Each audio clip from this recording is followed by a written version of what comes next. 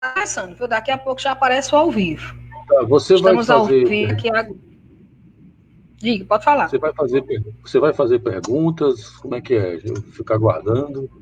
Vai colocar Não, questões? É assim? inicialmente, talvez eu faça alguma colocação, mas eu não fiz uma programação. Eu selecionei alguns pontos para a gente ir comentando e construindo, né? Algo. Tudo bem. Eu vou aqui Bom, iniciar fazendo bate-papo, né? um. Sim.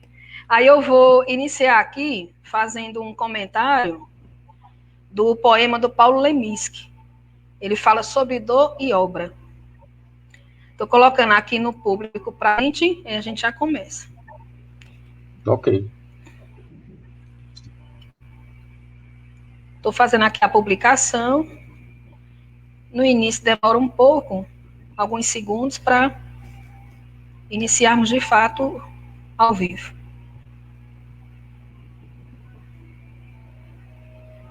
Pronto, começamos.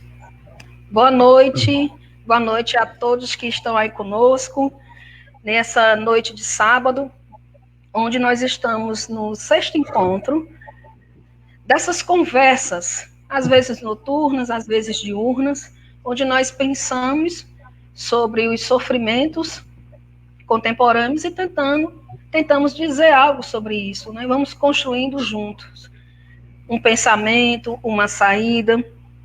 A proposta nesse 6º encontro é que nós possamos conversar sobre corpo e a autolesão.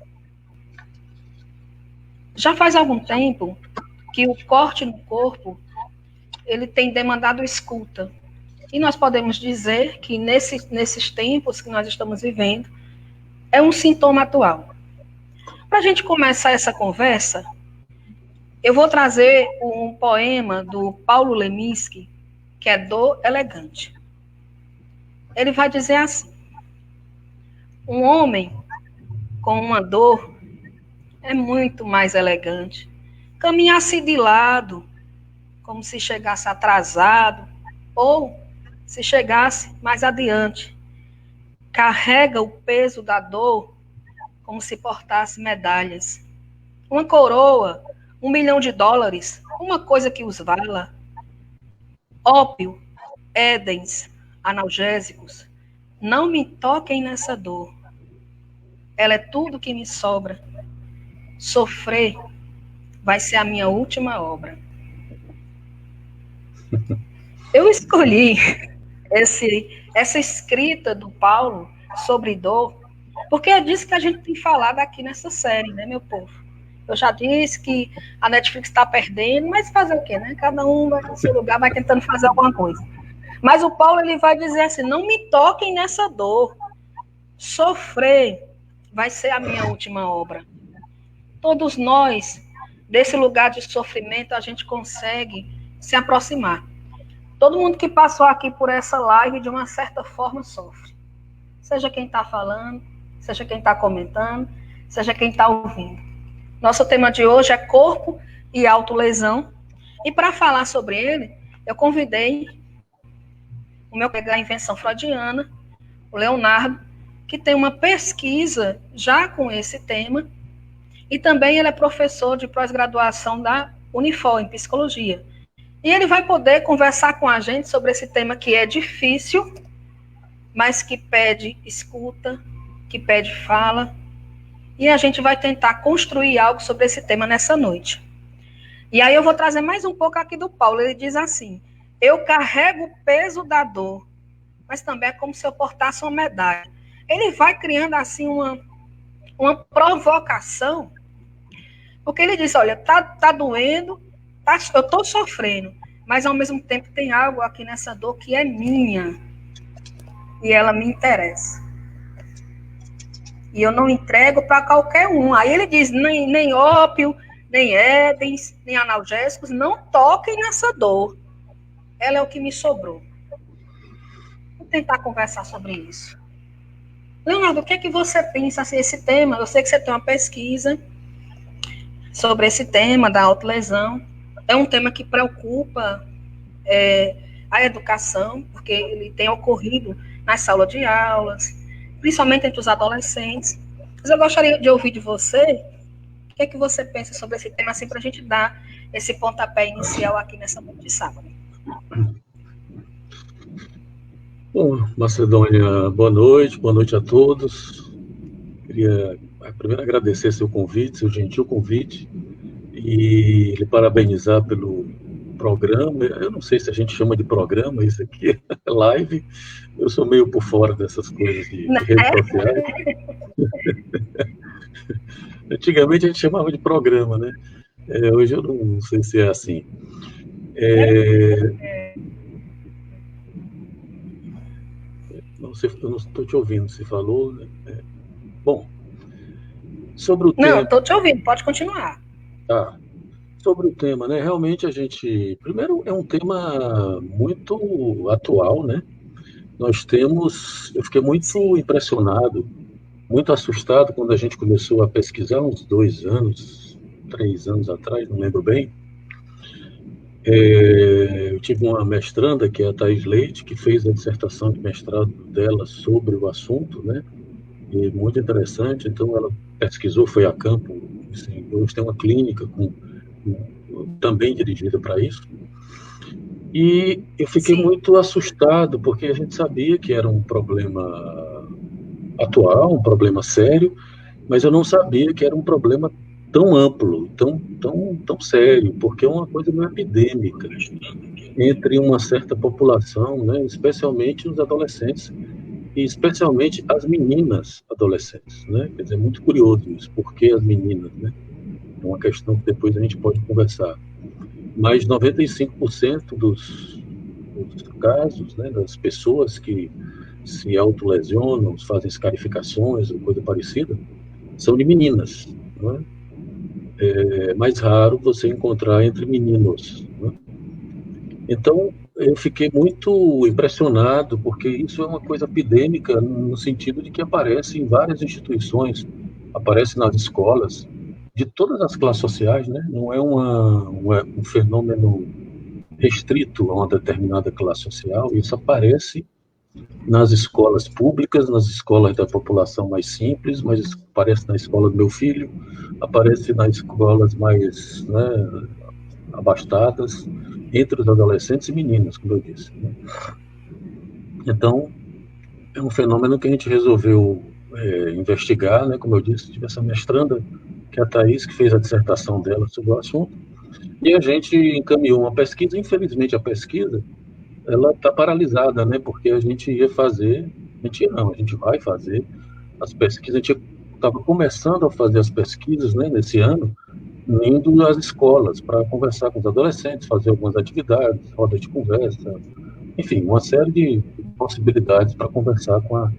E as escolas estavam todas muito interessadas, porque nós chegamos a fazer um evento na Defensoria Pública, se eu não me engano, onde vários profissionais da área de educação e saúde, porque isso aparece também nos CAPs, né, no Centro de Atenção Psicossocial, enfim, é uma coisa, como eu lhe disse, um tanto epidêmica. E, infelizmente, a nossa pesquisa teve que parar por conta da pandemia, né? Ela está paralisada, porque as escolas não estão funcionando, e o ano estava começando e a gente já estava se organizando para isso. Tivemos que interromper e estamos esperando para ver o que acontece, né? Quando as escolas puderem retornar e tal. Bom, assim, de maneira geral, é o que eu poderia comentar, né? Depois a gente pode aprofundar um pouco essas questões mais teóricas, mais clínicas, se você quiser, né? Fenomenologicamente falando. Acho importante, porque quando a gente coloca no YouTube autolesão, né? Ou coloca no Google, tem muita coisa. Tem muitos comentários, né? Tem artistas falando sobre esse tema, porque tem casos na família, porque tem um sobrinho, ou tem um filho ou uma filha que tem um colega de escola que está se cortando. Isso gera, assim, um momento trágico, né, na família.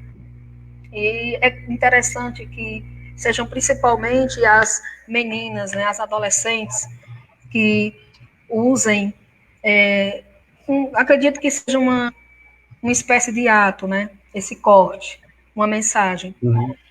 Quando eu comecei a ler sobre o corpo, né, tentando entender um pouco mais sobre o que é essa mensagem no corpo, né, uma das primeiras coisas que a gente começa a aprender com a psicanálise é que o corpo não é só o biológico.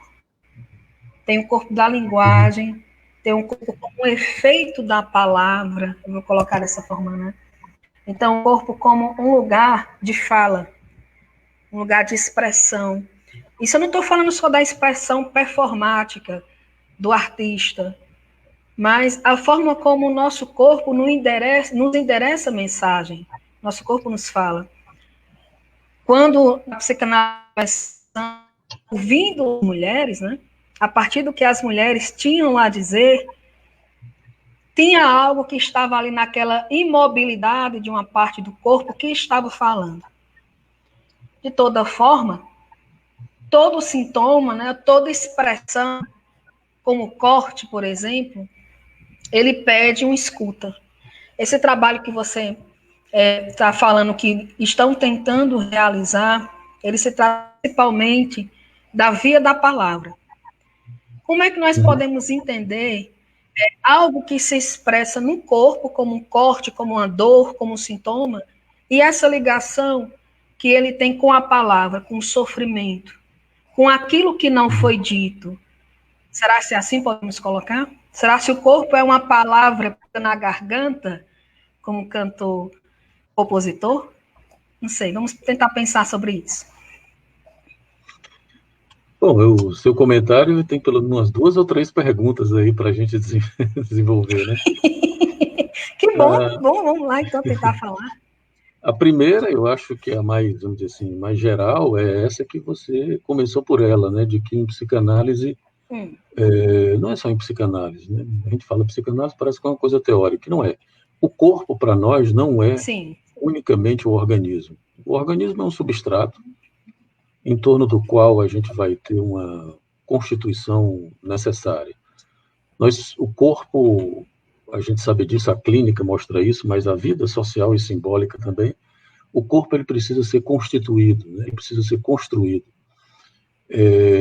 tanto como imagem, como lugar de gozo, de prazer, de representatividade, onde os significantes se inserem, né? Então, sim, não seria uma ingenuidade médica, os médicos têm essa ingenuidade porque trabalham com isso, né? Com o corpo biológico. Mas eles sabem também que tem uma influência do campo simbólico, né? Na nossa área, a gente chama a intervenção dos significantes no corpo. Então, o nosso corpo ele é bordejado de significantes, né? O organismo ele é bordado de significantes. Ele não, inclusive o corpo, né? Nós temos pelo menos 3 corpos: um real, um simbólico e um imaginário, né? Uma imagem que nós temos do corpo. Mas a coisa que a gente menos conhece, ou menos lida diretamente com isso, é com o organismo. Quando o organismo aparece, por exemplo, em alguma doença, ele é motivo de angústia. A gente tem um encobrimento do corpo que faz com que a gente não queira entrar numa relação direta com o organismo. Ou uma outra coisa mais complicada, que é exatamente o fato de que o corpo morre. A gente não quer saber que vai morrer, né? A gente sabe, mas adia essa constatação. Então, enfim, o corpo é um palco de simbolizações e de um drama, né? Porque o corpo goza, sofre. Você falou aí exatamente dessa poesia do Leminski, né? O peso da dor. A gente carrega o peso do corpo, né? O peso real do corpo, e nós precisamos fazer alguma coisa com isso. A melhor coisa que a gente faz com isso é exatamente simbolizar, é através da palavra a gente poder tratar o corpo da melhor maneira possível. O, e bom, a gente poderia falar mais algumas coisas sobre isso, mas tem uma outra questão que você colocou, que é essa questão a respeito da palavra. Queria lembrar que o Freud tem uma expressão, né, que ele vai dizer que quando a palavra fracassa, vem o ato. Então, eu tenho uma resistência a considerar a autolesão, porque a violência autoinfligida é um capítulo à parte, é o nome que se dá nas instituições, na Organização Mundial de Saúde e tal, que é um grande capítulo, né? Que vai desde o suicídio, que é o que mais preocupa, que é mais estudado e tal, até essas autolesões, as carificações, enfim. Mas até a Organização Mundial de Saúde já se preocupa com isso como um capítulo à parte e como um problema sério, né? No nosso caso, a nossa pesquisa ela se limita a situações que são essas situações que eu descrevi há pouco, ou seja, de meninas que normalmente se autolesionam, se escarificam e etc. Quando a gente não está trabalhando, por exemplo, nas situações onde existem um agravamento do quadro psíquico, como no caso das psicoses, por exemplo, né? Às vezes aparece alguma situação de tentativa de suicídio, mas que também não são tão graves assim, mas, bom, de todo modo, nós não estamos trabalhando com esses quadros psicopatológicos, vamos dizer assim, mais graves. São mais, assim, essas situações mais comuns entre adolescentes. Então, o que a gente tem visto é que, assim, na nossa cultura, e a gente tem que ver que os problemas chamados psicológicos não são só psicológicos, eles são também sociais e culturais, né? Na nossa sociedade, a gente tem vivido um certo empobrecimento, um certo estreitamento do mundo simbólico. Então, assim, a resolução de determinados problemas através do simbólico, ele tem, inclusive, os problemas psíquicos, psicológicos, eu não gosto do termo, mas já que estamos aqui no Instagram, usar esses termos para ficar mais claro. Por exemplo, a resolução desses problemas, ele deixou de ser, não é nem que deixou de ser, mas perdeu toda a sua, toda não, estou exagerando, mas estreitou o campo simbólico de resolução dessas coisas, porque nós vivemos num mundo cuja lógica biopolítica vai dizer que a gente resolve essas coisas ou com o cérebro ou com algum tipo de substância, alguma medicação e etc. E a gente sabe que não é assim, né? A clínica nos mostra o contrário. Então, na medida em que você vai tentar resolver certos dramas ou certas dificuldades ou certas angústias do sujeito através da medicalização, ou dando uma leitura que é meramente biopolítica, como a gente diz, isso faz um estreitamento. Então, os instrumentais ou as vias que poderiam dar algum tipo de resolução no campo do simbólico, elas se fragilizam, né? Então, hoje, por exemplo, nós temos uma quantidade de atos que em psicanálise a gente chama de acting outs, e passagens ao ato também, né? Que são atos que são tentativas de fazer algum tipo de resolução, quando, e aí você tem razão, né? É claro que essa situação é complexa e é singular, porque você tem que ver caso a caso, mas normalmente tem alguma impossibilidade, alguma dificuldade do sujeito pôr em palavras alguma coisa, né? Quando o sujeito, alguma dificuldade, algum sofrimento, quando o sujeito não consegue muito bem pôr em palavras o seu sofrimento, ele pode tentar fazer isso através do ato. Daí a importância da escuta e da clínica psicanalítica, não só da clínica psicanalítica, mas da escuta, por exemplo, por parte dos pais e etc. Até porque os pais também eles ficam muito angustiados com essa história, porque tem um caráter meio dramático, né? Você lesionar o próprio corpo, mas é preciso ter certo cuidado. Tranquilidade não, porque é difícil ficar tranquilo nessas situações, mas um certo cuidado, porque geralmente essas situações são episódicas. É claro que elas podem trazer alguma coisa mais séria, mais grave, mas é preciso ter um cuidado com isso para não fazer um escândalo, que leve isso a uma situação mais grave, né? Bom, vou parar aqui para ver o que é que você quer saber mais. Muito importante. Sim, eu gostei disso que você disse, porque tentar é como se nós falássemos assim, acolher e escutar, não é? Sim, Então, quando você diz, né, realmente não dá para a gente ficar tranquilo com não dá para a gente acostumar com algo assim, não se trata disso, mas tentar acolher e escutar, se você for pai, se você for mãe, ou se você for professor, professora, porque tem, apesar de hoje a gente ainda não sabe como é que está com a distância, né? Pela tela. Hoje nós estamos pela tela. Mas os professores, as professoras, os educadores, geralmente eram os primeiros a entrar em contato. Mas hoje, quem estiver da família, que esteja presenciando, que esteja passando por esse momento, inicialmente tentar acolher, tentar escutar, procurar um profissional para um tratamento, né? E aí a gente está no tratamento pela palavra, pela escuta, que aí vai entrar a psicanálise, a psicologia. Mas acho que é importante marcar isso que nós estamos dizendo aqui, acolher e escutar, para que isso não, na medida do possível, porque isso não é fácil, mas na medida disso. Quero dar as boas-vindas para a Aniele.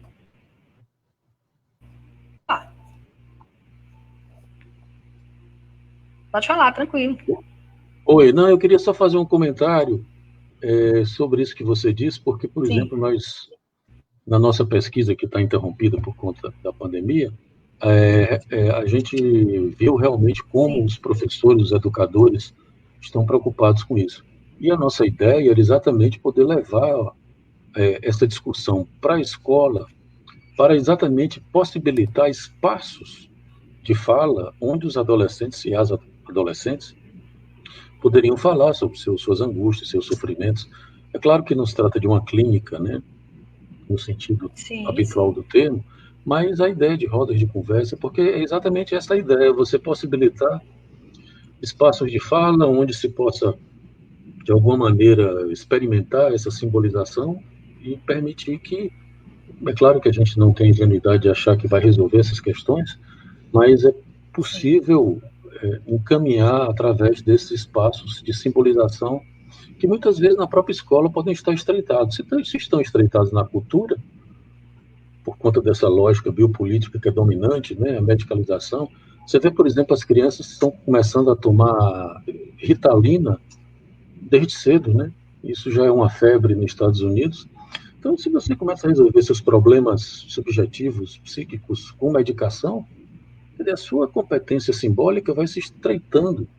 E aí, como é que depois você vai tratar isso simbolicamente, né? Você corre o risco de ter dificuldades, né?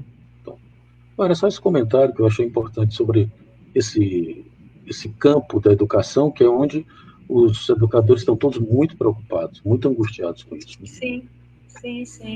E eu gosto desse campo, né? Acho que um dos campos dos impossíveis que mais me interessam é a educação, porque eu acredito ainda na revolução, e eu gosto dessa palavra, sabe? Que pode nascer desse espaço. E principalmente porque os professores trabalham com o mesmo material nosso, que é palavra. Eles trabalham com a palavra, trabalham com a voz, com a escuta, com uma presença de tentar fazer com que o outro, né, ele possa dar seus próprios passos. Então, muito me interessa que nós até possamos conversar um pouco mais sobre a autolesão na escola, que eu acho que vai servir para os professores que também irão nos acompanhar. Aproveitar e dar as boas-vindas, quem já está aqui conosco, a Maiara Teles, o Antonielli, a Fernanda. Sejam todos muito bem-vindos para essa noite a gente poder conversar sobre esse tema difícil, mas que não devemos recuar diante dele. Justamente, cada vez mais a gente possa ter espaços para falar sobre isso. O Antonielli já está colocando aqui um comentário. Ele está dizendo o seguinte, isso foi enquanto você falava, ele disse, verdade, existe uma pressão social e demandas sobre o sujeito perfeito e diversas formas de enquadramento e ajustes dentro desses padrões. A Maiara vem e complementa. Ela diz o seguinte: em que momento um caso clínico de autolesão pede uma intervenção psiquiátrica ou medicamentosa? Então, vamos tentar comentar para eles dois. Tanto o Antonelli fez um comentário sobre a questão dos padrões, aí vai entrar a identificação, as questões culturais, e a Maiara quer entender como a medicação ela pode auxiliar ou ser necessária para um caso de autolesão. Bom, o que é que você pensa nisso?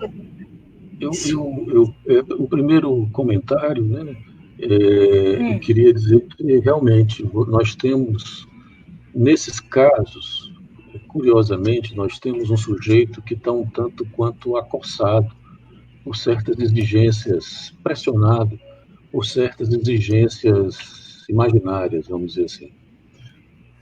Muitas vezes o sujeito se exige responder a uma série de expectativas, vamos dizer assim.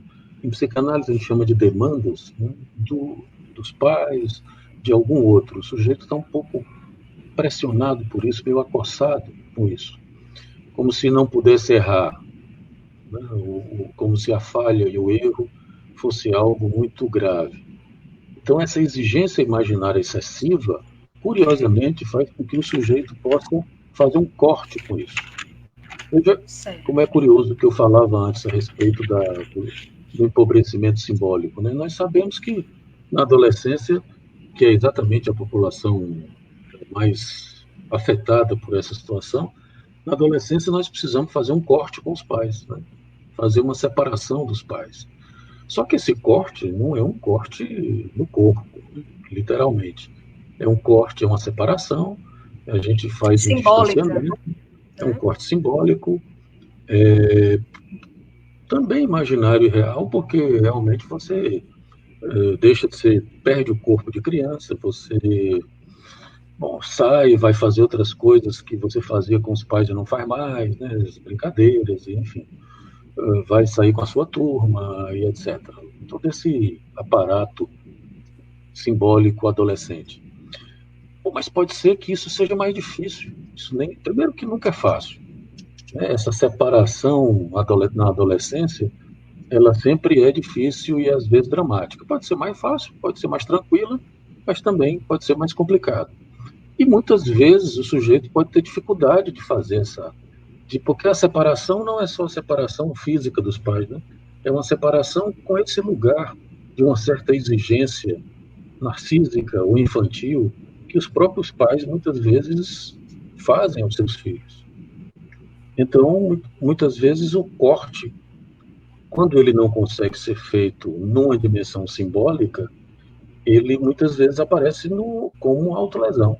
É um corte de outra ordem, mas ele lesiona a imagem. Essa imagem tão perfeita, tão exigida, ela termina sendo ferida, né? Termina sendo cortada, né? Quer dizer, essa ferida ela tem que ser simbólica, ou deveria ser. Na impossibilidade de fazer isso no campo do simbólico, o sujeito busca, porque tem uma coisa curiosa que eu esqueci de falar na fenomenologia do assunto, é que quando as meninas se autolesionam ou se escarificam, curiosamente, o sentimento que elas têm é de alívio, que pode parecer uma coisa estranha, não é? Porque elas estão angustiadas, e a angústia, lembre-se disso, leva ao ato. Isso é uma tese fundamental do Lacan na psicanálise, né? A angústia leva ao ato. Então, quando elas estão muito angustiadas, elas se lesionam, ou se escarificam, fazem algum corte, e o sentimento que elas têm é de alívio, que é uma coisa paradoxal e curiosa. E que, em princípio, assim, uma primeira interpretação possível seria isso, de que, de uma certa maneira, elas escapam fazendo esse corte dessa demanda do outro, dessa expectativa do outro, que pode estar sendo muito invasiva, muito intensa. A segunda questão sobre a medicalização é algo que precisa ser visto caso a caso. A psicanálise não é contra a medicalização propriamente. Entretanto, também não é a favor no sentido de dizer de acreditar que uma medicalização vai resolver o que quer que seja do ponto de vista subjetivo. As medicações, as medicalizações, elas podem servir como um lenitivo, como um alívio para a angústia e tal. Mas muitas vezes é importante que o sujeito se angustie e que ele mesmo trate a sua angústia, através de palavras, por exemplo, através de uma elaboração. Mas existem situações que, por exemplo, isso pode colocar o sujeito numa condição mais perigosa. Ele pode, por exemplo, se matar, né, por conta de uma angústia. Então, não teria problema você usar numa situação mais de crise a indicação ou a utilização de medicações, contanto que não se acredite, não se faça só isso. Então, assim, se é para tomar medicação ou não, isso é muito delicado, porque os casos, eles são, como eu disse, eles podem ser mais graves ou menos graves. Às vezes é uma coisa episódica, a gente já viu o caso, né? O adolescente se autolesiona, ou se escarifica ali pontualmente, e depois para, é um momento, né? Então é preciso ver caso a caso, né? Para ver, acho que aí o psicólogo, o psicanalista que está acompanhando, se tem um psiquiatra também acompanhando, precisariam conversar para saber o que fazer. Exato. Eu penso da mesma forma, né? Que cada caso vai demandar uma intervenção diferente. Agora, o que a gente tem que, na medida do possível, tentar entender é que a palavra leva tempo. Leva tempo. E é um tempo que a medicação não acompanha, né? E se você toma uma medicação, um momento de crise, uma necessidade, que naquele momento o seu médico e você concluíram que seria melhor o medicamento. Isso não resolve a questão, né? Mas anestesia, é igual o poema lá do Leminski, né? Dá uma anestesia, diminui a sensação, né? Química do que você, da dor, do sofrimento. A palavra pode até não fazer isso de imediato. Leva mais tempo, mas é um trabalho seu, uma elaboração sua, no seu tempo. Então, assim, nós estamos com mais de 100 anos que uma das primeiras pacientes de Freud disse: deixa eu limpar minha chaminé.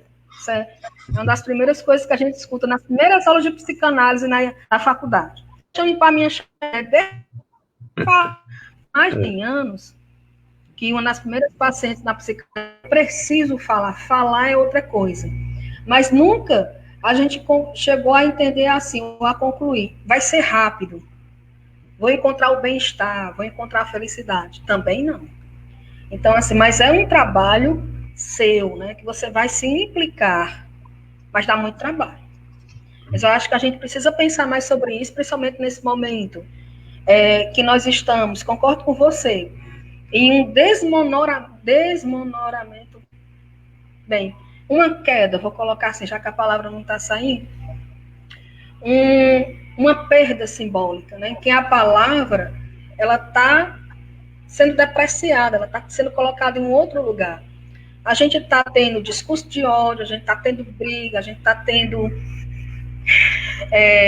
um enfrentamento, palavras repetidas, mas não tem um trabalho pela palavra, uma conversa.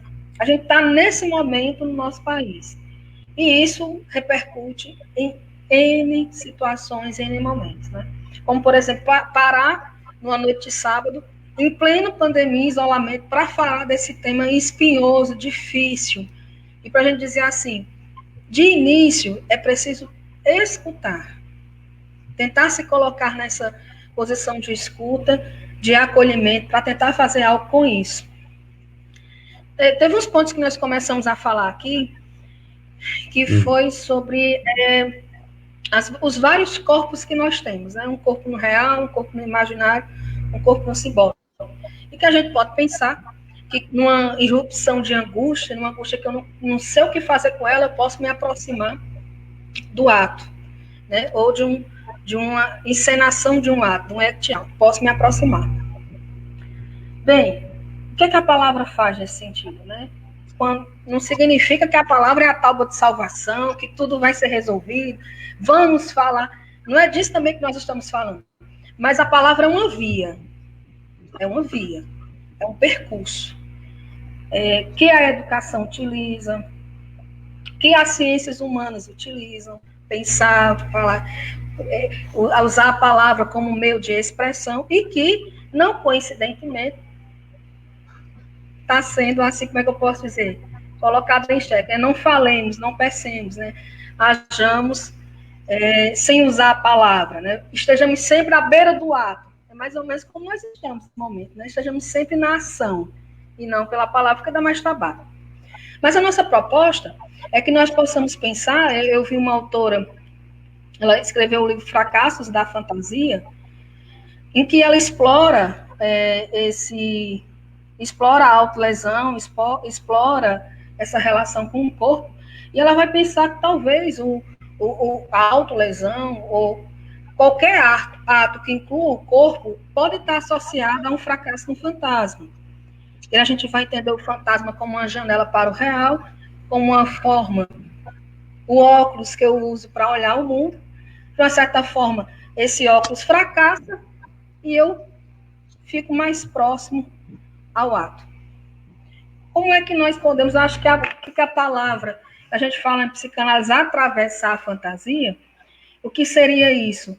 Seria através da palavra fazer um percurso com o próprio sofrimento, com a dor, tentar fazer algo com isso, que não necessariamente é uma solução.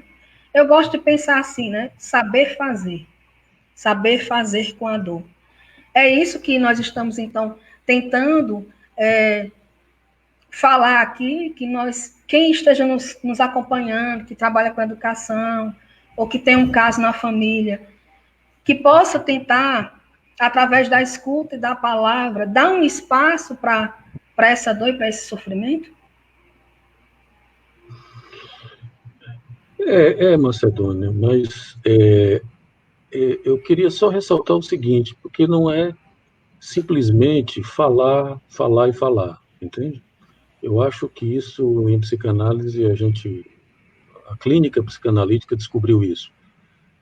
Porque tem várias práticas que trabalham com a palavra e muitas vezes pode ser uma palavra tanto vazia, vamos dizer assim.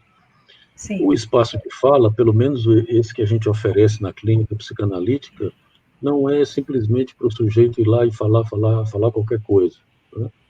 Apesar da ideia da associação livre, né? Falar o que lhe vier à cabeça. Mas é importante que seja um espaço onde o sujeito possa falar o que ele não está conseguindo falar, o que não é possível dizer, o que ele supõe, por exemplo, que o outro não suporta ouvir. Porque isso, obviamente, que é uma coisa difícil de se fazer, por exemplo, entre um filho e seus pais, né? Até porque os pais não devem mesmo escutar certas coisas, né? Os filhos não devem dizer tudo aos pais, né? É preciso que eles mantenham a sua intimidade, a sua singularidade. Mas pode ser que certas coisas que eles não estão conseguindo dizer, que eles possam dizer, né? Se na análise o sujeito pode dizer tudo, né, que o analista não vai se angustiar, ou criticar, ou atacar o sujeito, no laço social não é assim que funciona, né? A gente não pode dizer tudo. Porque se você diz algumas coisas, outra pessoa pode não gostar e lhe atacar, ou lhe criticar e etc, né? É importante levar em conta que rede social também, né? Às vezes as pessoas acham que pode dizer tudo na rede social, e não é assim, né? Isso tem efeitos. Na análise é diferente. A análise é um espaço que o sujeito tem essa garantia que ele pode dizer tudo, pode dizer qualquer coisa. Entretanto, nunca ninguém consegue dizer tudo, né? Nem na análise. Isso tem um limite. Mas a ideia é, por exemplo, porque muitas vezes na família ou na própria escola tem certas coisas que não são possíveis de serem ditas. Então, por mais que a gente possa criar espaços, e é importante que se crie, mas é importante saber também que isso tem um limite, tem um certo limite, né?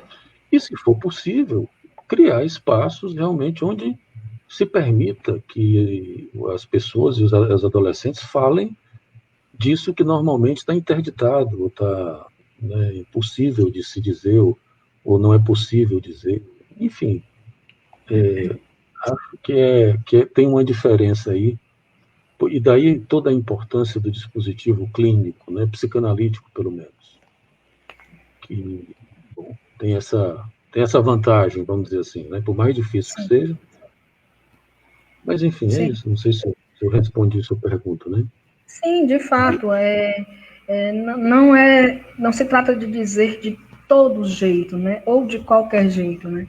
Importante Isso. marcar essa diferença de uma escuta clínica, né, Uhum. para uma escuta numa roda de conversa, para um espaço de desabafo, né? Nós temos visto no isolamento muitos espaços de escuta, de desabafo, de compartilhar de situações, mas que isso é diferente de um processo de análise, de um percurso de análise, de uma escuta clínica na Mas que psicologia. também, mas que também é muito importante, porque nessas Sim, situações, por exemplo, você sim, pode socializar um sofrimento. Isso para os adolescentes é importantíssimo, né? Eles estão num processo de socialização curioso e importante para o resto da vida. Então, sim, assim, não estou dizendo que são de menos importância, entende? Eu acho sim, que são só que diferentes. são diferentes, entende? Isso, exatamente. É importante marcar isso também. A Négia está falando assim, e a autolesão masculina? É tão pouco falada? Então, eu gostaria de ouvir mais sobre a autolesão no corpo masculino. Assim, veja bem, não disse que não existe. Esse fenômeno específico da autolesão e das scarificações, ele é absurdamente maior entre meninas, nessa população de adolescentes. Como eu disse, o índice é de 95% de meninas, né, Sim, que fazem essas clarificações. Pelo menos até ano passado, que a gente estava estudando isso, era assim. Agora, isso não quer dizer que os homens não se auto-violentem, né, não se auto-agridam. Muitas vezes isso é feito de uma maneira diferente, né? Por exemplo, quando os homens se expõem a situações de violência, chamados pseudo-acidentes, que muitas né? vezes não são autolesão. Às vezes você tem casos assim, mais graves, onde a pessoa quebra um braço, quebra uma perna, ela mesma quebra o próprio braço, né? Bate numa parede, numa coluna, São coisas, obviamente, e aparentemente paradoxais, e são mesmo, né? Por que alguém quebra o próprio braço, né? Mas também existem situações supostamente acidentais, são chamados pseudo-acidentes, né? Que nos homens isso acontece mais dessa maneira, né? São situações arriscadas, situações de pseudo-acidentes, assim, mas acontecem, ou até mesmo suicídio, né? O suicídio, que é uma violência autoinfligida, como eu disse, não é propriamente com o suicídio que a gente está trabalhando na pesquisa, né? Mas o suicídio também se apresenta tanto em homens como em mulheres, né? E aí, é, equitativamente, não tem, né? Mas, enfim, tem também uma lesão, né, nos homens. Agora, dessa forma, como a gente está falando, ela realmente é mais rara, mais, mais comum, né, nas meninas, na adolescência, dessa forma, né? Sim, de fato. Eu acho que nós podemos pensar também, assim, Négia, que não dá para a gente responder coletivamente. Vou tentar dizer mais sobre isso. Um exemplo, a autolesão em mulheres significa isso. A autolesão em homens significa isso.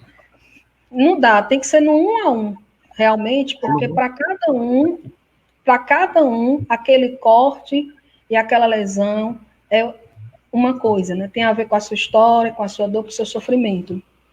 Então, isso também é mais difícil, porque ao mesmo tempo que a gente diz, né, que é uma questão de saúde pública, não dá para quantificar os motivos, as histórias, apenas que há uma quantidade muito grande de pessoas que hoje têm essa relação com o seu corpo, com o seu sofrimento através do corte.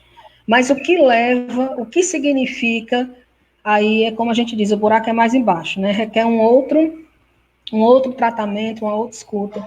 Não dá para quantificar isso.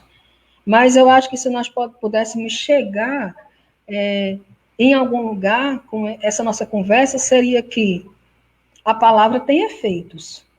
Seja o grupo de conversa, uma roda de conversa, um grupo de amigos, o que a escola faz, o que está tentando fazer mesmo à distância pela tela, até as lives, que mesmo plataformas como o Instagram, que eram mais para a imagem, né?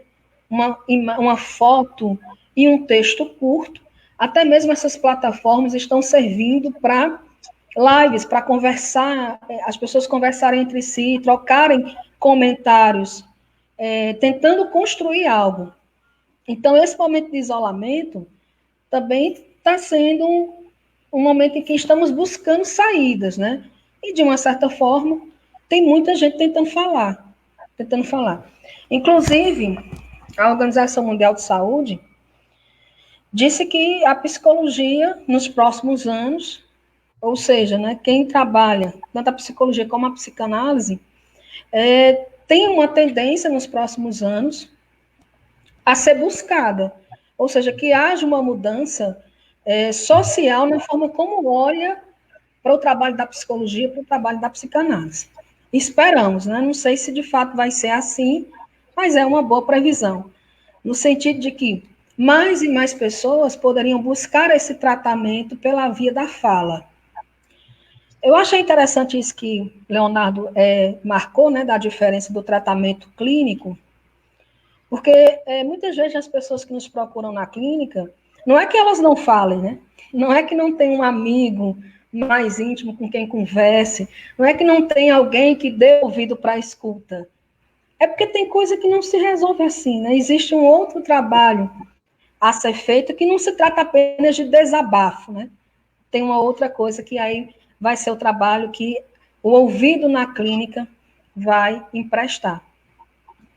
Bem, eu quero agradecer a Leonardo por ter se disponibilizado para vir aqui conversar sobre esse tema.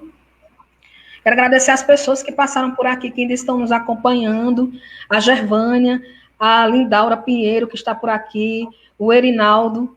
Eu espero que... E eu sei que a Lindaura trabalha com educação, né?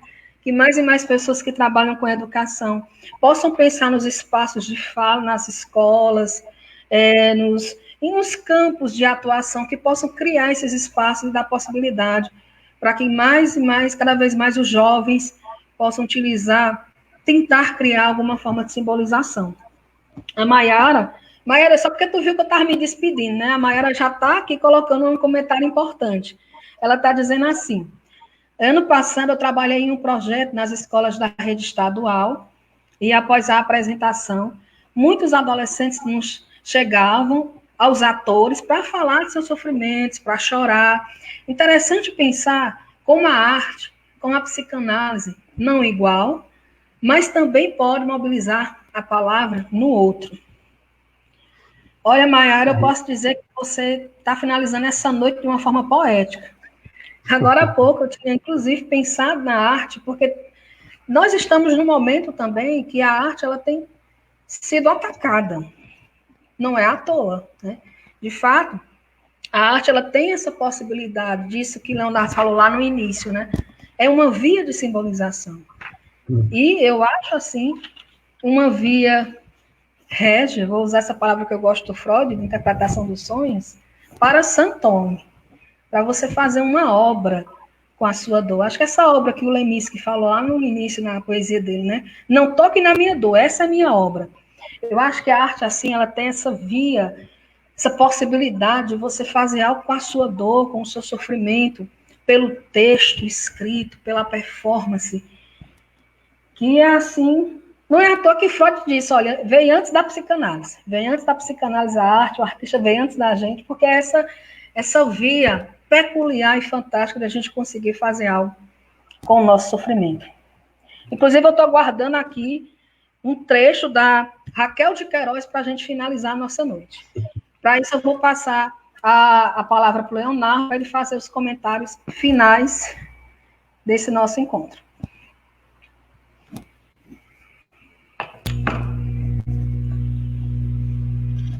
sou eu. Aí eu pensei que você ia ler a Você são os seus Queiroz. comentários finais do nosso encontro. Tá. Tá certo. Eu achei que você ia ler, mas tudo bem. Veja bem, eu achei interessante o comentário. Desculpa, eu esqueci o nome da moça. Maiara.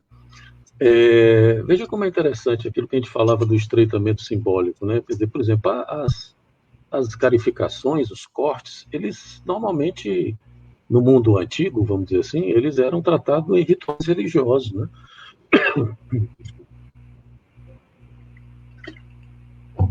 Sim, verdade.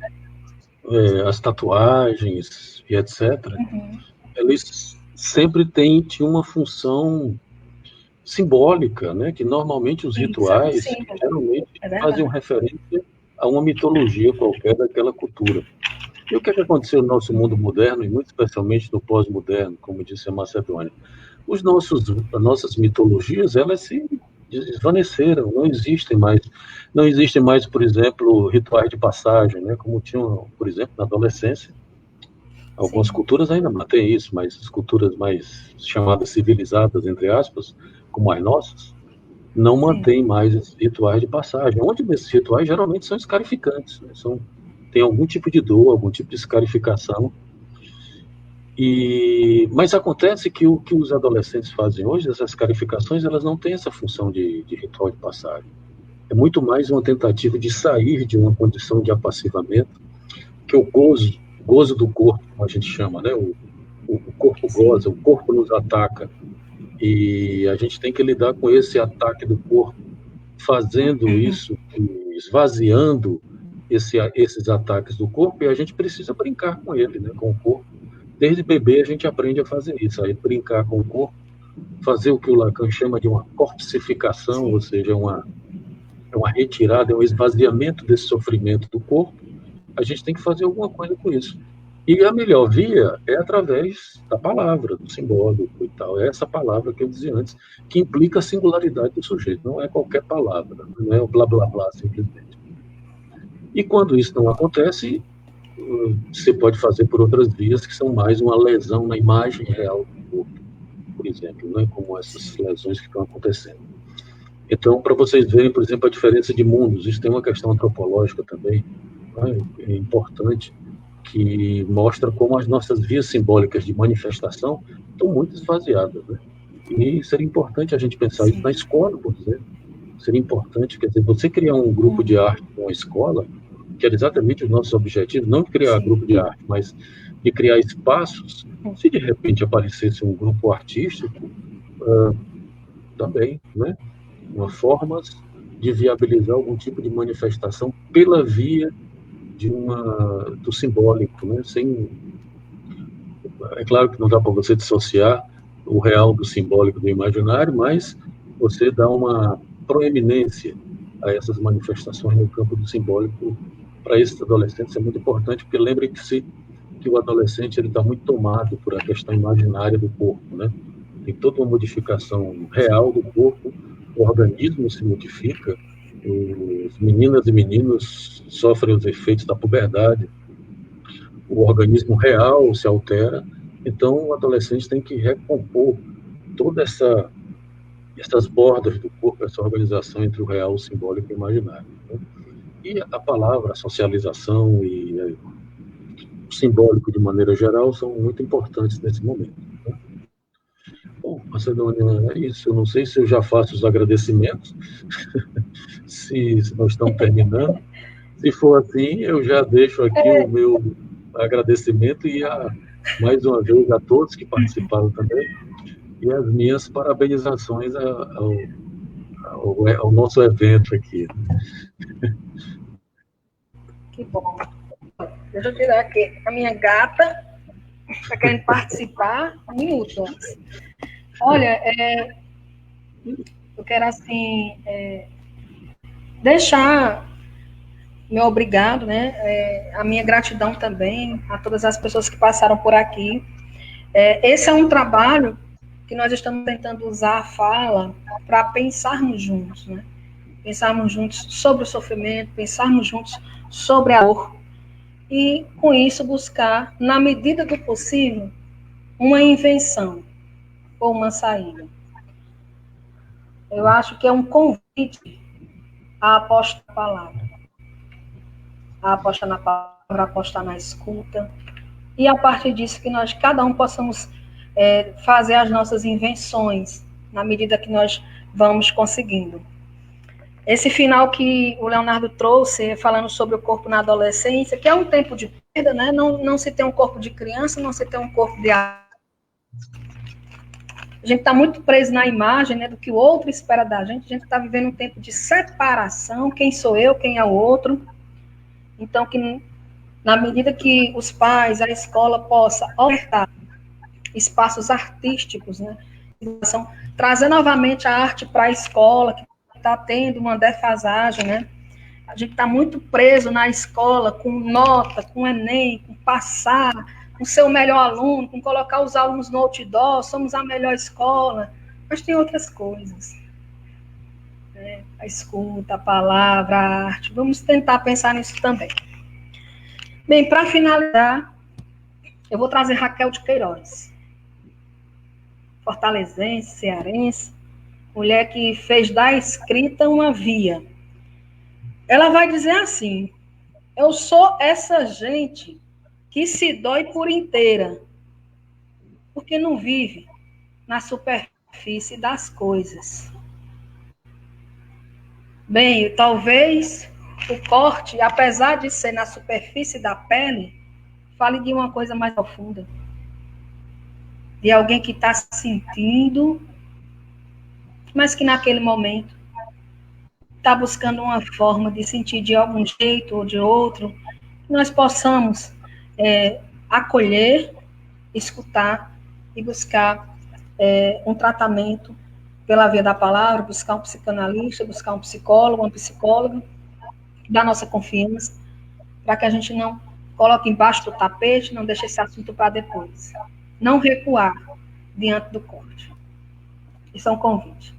Então, quero deixar a todos uma boa noite de sábado, convidá-los a ver um bom filme, ler um bom livro, fazer uma discussão em casa sobre os filmes, sobre os vídeos, enfim. Trazer a palavra para o centro da casa. Eu acho que isso é uma possibilidade. A todos, uma boa noite. Boa noite a todos.